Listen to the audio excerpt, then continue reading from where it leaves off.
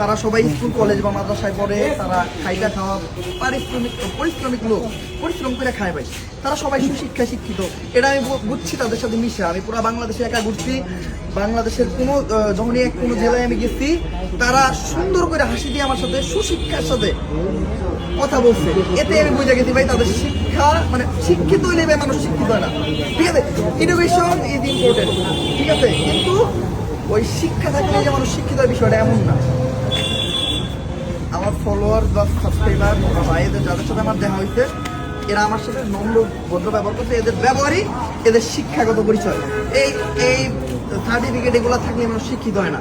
তো আমি জাস্ট একটা কথাই কমু, সব জায়গায় ঝাইজামালা পুরা বাংলাদেশে প্রতি জেলায় প্রত্যেকটা মহল্লায় প্রতিদিন কোনো না কোনো জায়গায় চুরিচামারি চিন্তা এগুলো হইতেছে। এই ধরনের এলিগেশন এখন পুরো বাংলাদেশে যাবে, এগুলো দায়বদ্ধতা আমি নিব না। বাংলাদেশে বিষয়টা আমি জানি না বিষয়টা কেমন, আমি আসলে অনলাইনে ছিলামই না, আমি মালয়েশিয়া যাবো এই প্রস্তুতি নিতেছিলাম। তো কি হয়েছে না হয়েছে এগুলো আমি জানি না।